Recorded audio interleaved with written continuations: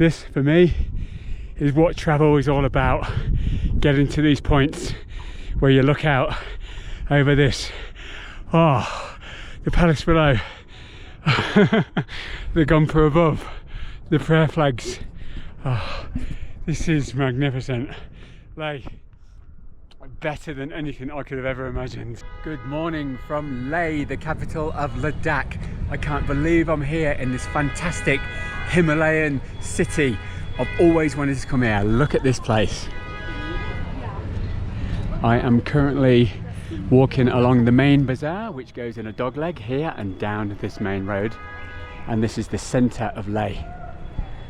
Lots of tourist restaurants. And as you can see, I'm in India, but it doesn't seem like I'm in India. It seems more like I'm in Tibet. You'll see the prayer flags everywhere. You will see mountain people everywhere you go. These are Ladakhi people, and very similar to the Tibetans who actually came here in the 9th century, so they've been here a long time. I can't really tell the difference between the Tibetans, the recent arrivals that have come like as refugees when China invaded Tibet in 1950, and recently the Tibetan people have come here, but also the Ladakhi people. Now here is one of the shrines here, monasteries, absolutely beautiful in there. Might take a look at that later.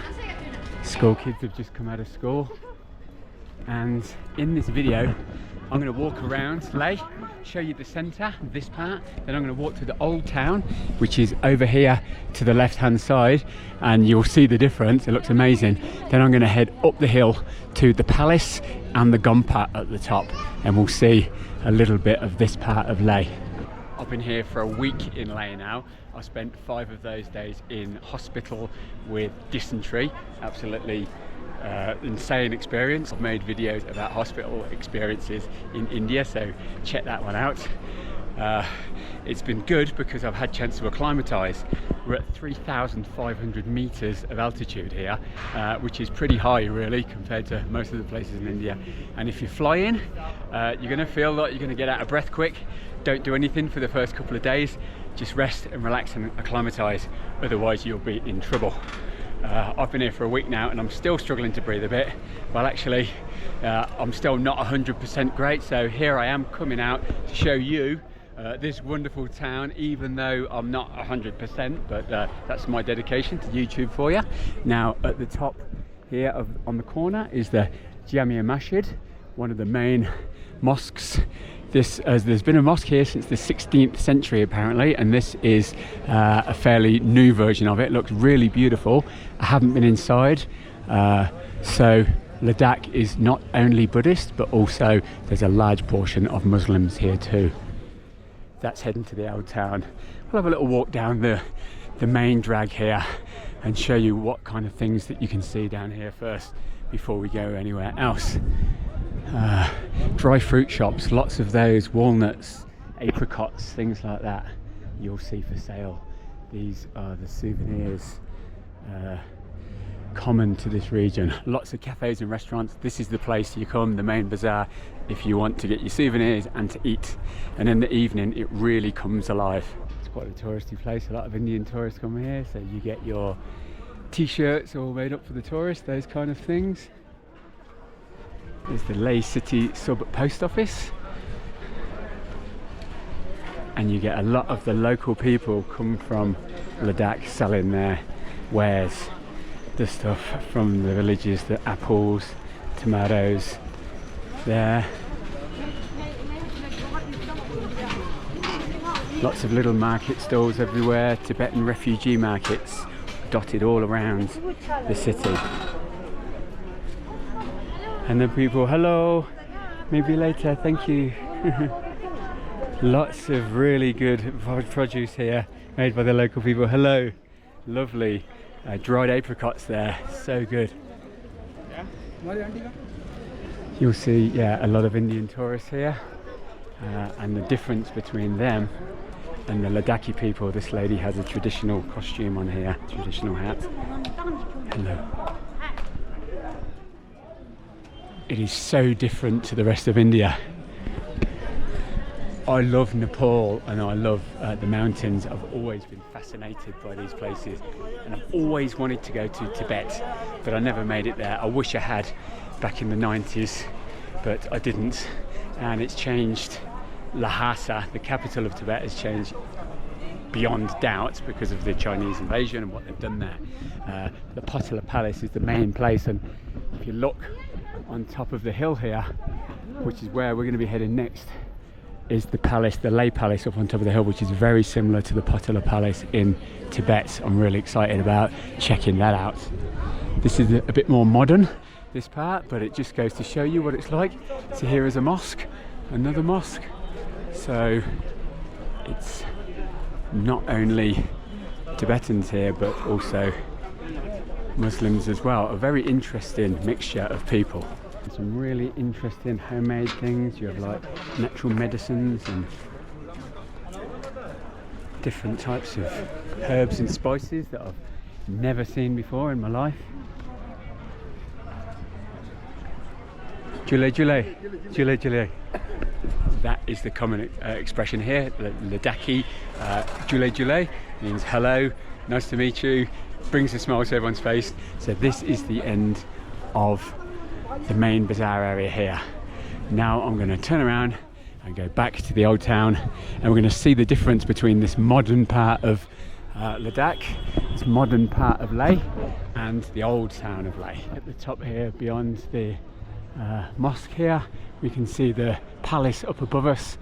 We'll head down to the old part of town now, heading through these marketplaces. I think this is the Muslim part of town by the mosque. A lot of the restaurants here are selling food. Bismillah restaurant, for example, you know, halal food. And then opposite you've got pashminas, and you've got these wonderful Tibetan tankers, these stupas or gompas, how you may call them, and prayer wheels.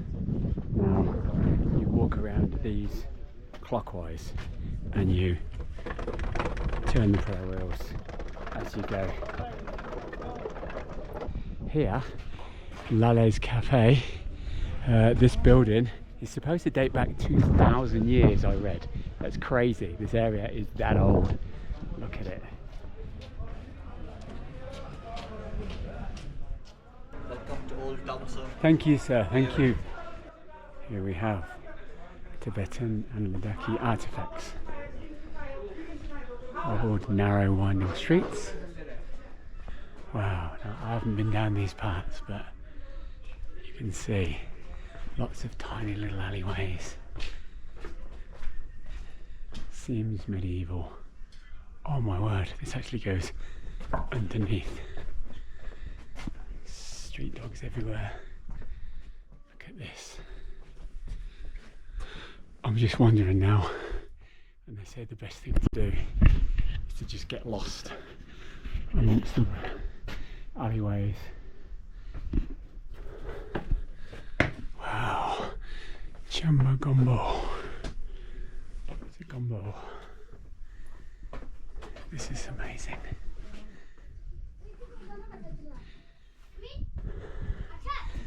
The palace was built up on top of the hill. I'm out of breath already.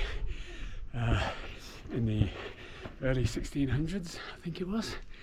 And the town was built up around it, so there's ways to go up there, gates, and it was fortified, but built so it was facing the sun, so people had sunlight, which is very important here. It gets dark in the winter and very, very cold in the summer. This is August, the sun shines and everything seems nice. Don't know if I'm going the wrong way here.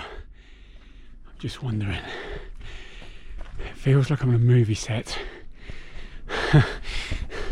Not an everyday living city, but it is. The Ladakhi people live here, and it's supposed to be one of the most best preserved Tibetan style architecture places in the world. We're so fortunate. Wow, I've just come to the bottom of the palace here to be able to see this. There's a path going up. Maybe this is the way to the palace. And look at that as you come around the corner. Oh wow. It's like, I don't know, it really is like a film set. Looking down, you can see the old roofs of the old town buildings and the prayer flags. And then snow-capped mountains. So looking south down to the bottom of the city. The hospital was down there where I spent 5 days. Beyond that, the mountain range, the Stock mountain range, I think that is. Just underneath the clouds is Stock Tengri, the highest mountain in this area, which separates this from the next valley. That's just over 6,000 meters, 6,100 meters or something. You can climb that if you feel like you'd want to have a go at it. I'd love to, but not in my condition at the moment. This is enough for me, climbing up these steps.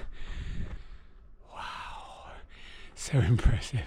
Inside here is LAMO, the Ladakh Arts and Media Organisation, and they do exhibitions, art exhibitions in here. And it was the old house of the Munshi, who was the king's secretary, so beautifully restored house.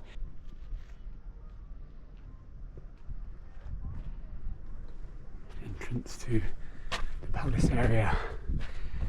This was the palace of the kings of Ladakh, who lost their power, I think in the 1700s, or was it the 1800s? Not sure. So this is where you buy your tickets, 300 rupees for foreigners to come in. The ancient palace Leh. It was built during the second dynasty of the reign of Sengay Namgyal, 1590-1635. Most illustrious king of Ladakh. It's got over 100 rooms over 9 floors. So I won't show you absolutely everything, but we'll wander through and have a little look at this amazing place. Built in the style of the Potala Palace in Lhasa. Very similar and very spectacular. The entranceway, beautiful wooden portico here. No video allowed inside, so I won't show much, just a little bit on the way up to the roof.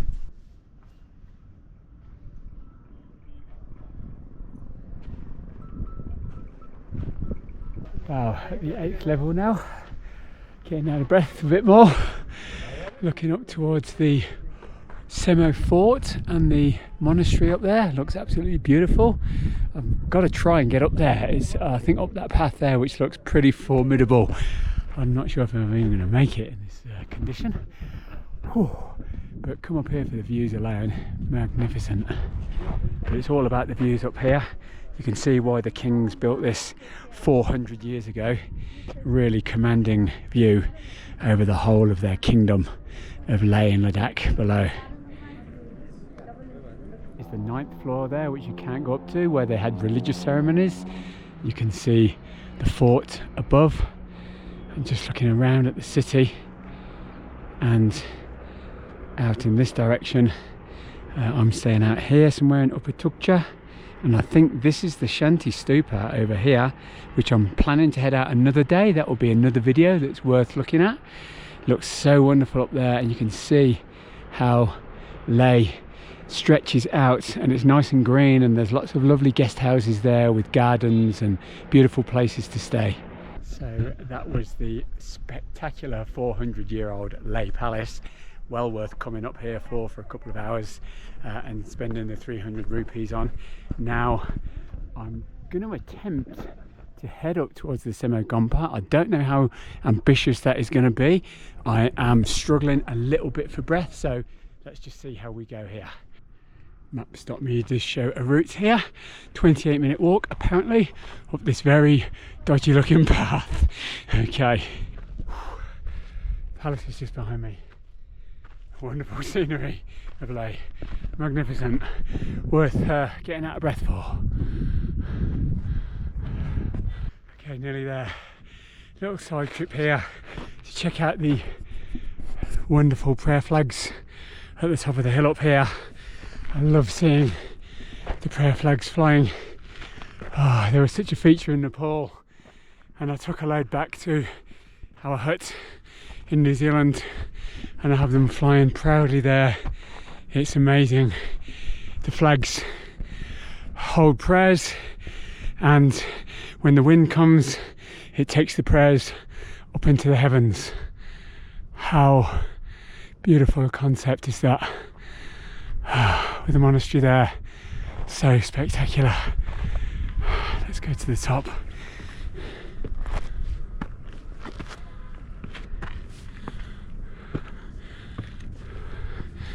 Wow, this is just amazing.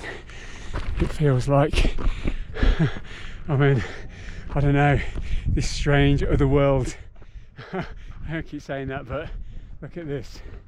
Wow, I am on top of the world here. This, for me, is what travel is all about. Getting to these points where you look out over this. Oh, the palace below. The Gompa above. The prayer flags. Oh, this is magnificent. Like, better than anything I could have ever imagined. I'm just going to sit up here and soak in this view right now. So walking up to the Tsemo fort now. Minibus just dropped a load of tourists off there, so I haven't quite got it to myself like I hoped I would have, but they took the easy route. Fair play to them. Scenery is nice, and let's see what the fort holds under the prayer flags. Up here. Okay, so it says go clockwise around the red building. I think this part is the monastery. We'll see. I love the colour and the shape. This is so typical how they're wider at the bottom and then taper in towards the top, and the beautiful like little flags above the windows, and the views, of course.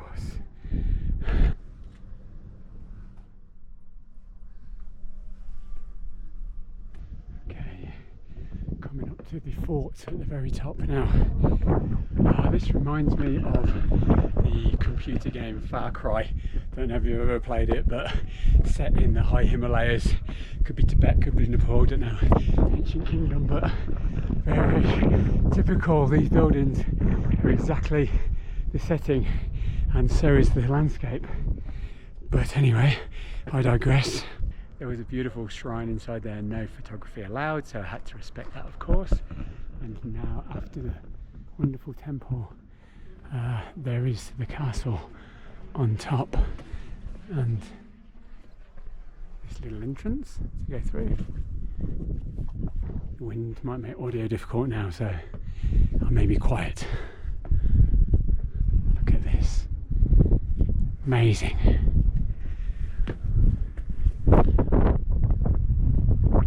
20 rupees for a ticket, which is very good value. You can see that the balcony is more modern. It must have been renovated. And let's go up now to the very top. Wow. An ancient worldly kingdom. Tsemo means victory. Wow, I've gone dizzy. And look at this, another shrine. I'll show from outside.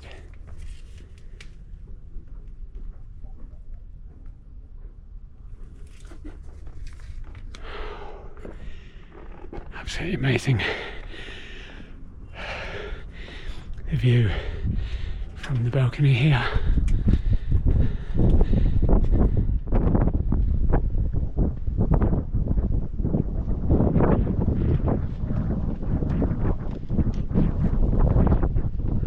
This is pretty much it for the castle. You can't really go any further. There's these lovely whitewashed walls and the doorway here and the little dome on top. I think there's maybe a little shrine in there, but it's so beautiful. You can see why this was built here. This was built to protect this area, and it was a really important trade route.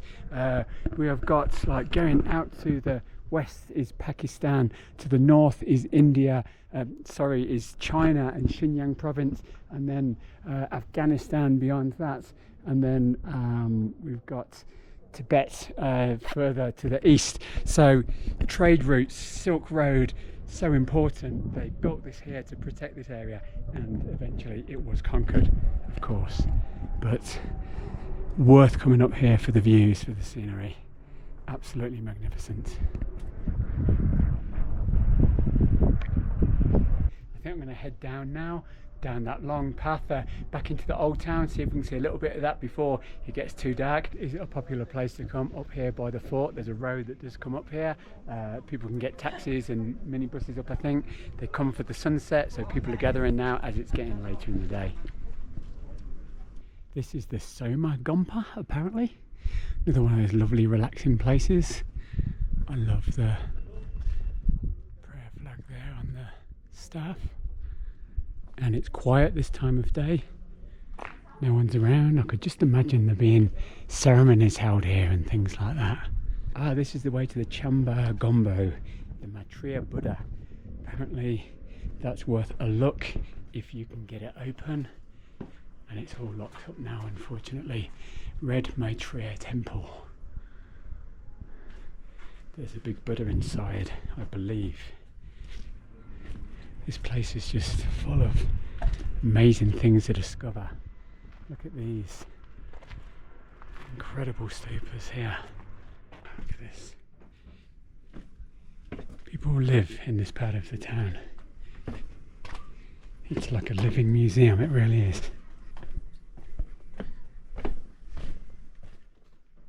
We've got some of these lovely stupas here under these bridges that you walk underneath. So cool. Look at this.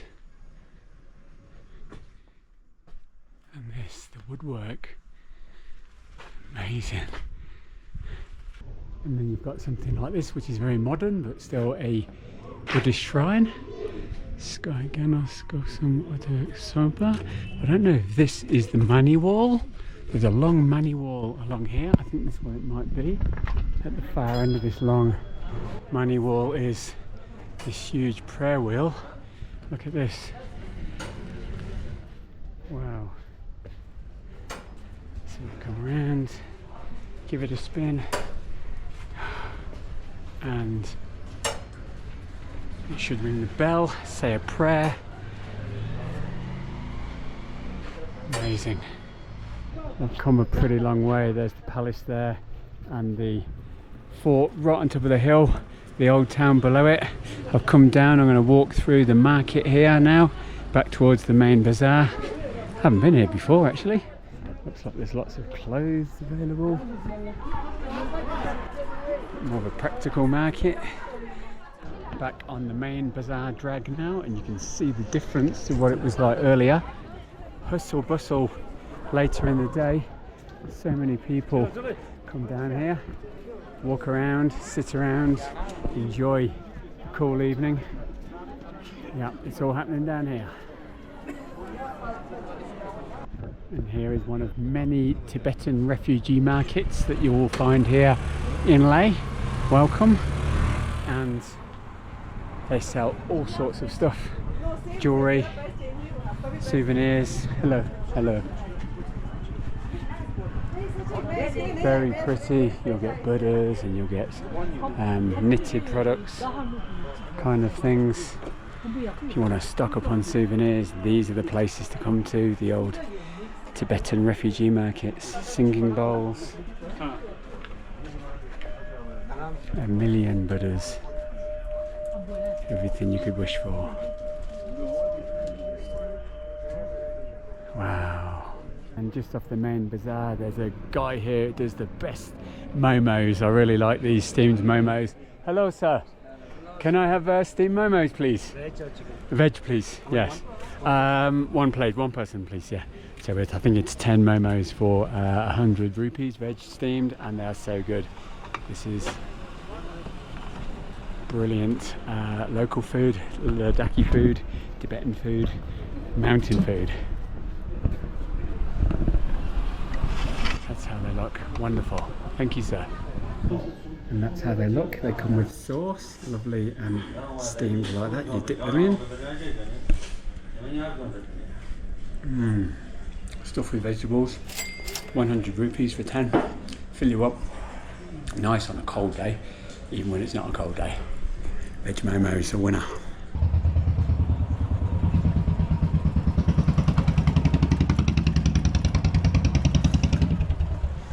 We've got the Central Asian Museum Leh there.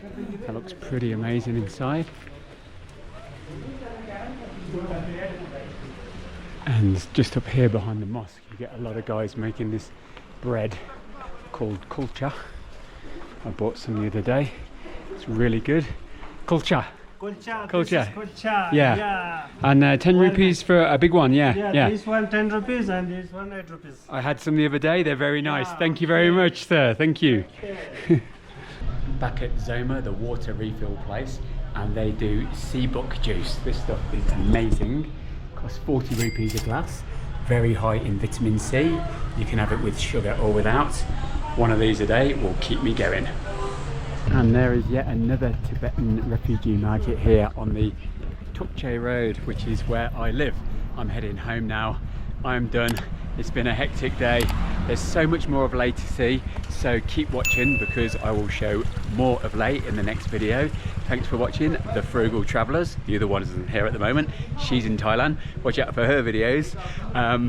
I'll see you in the next one. I'm done. Bye for now.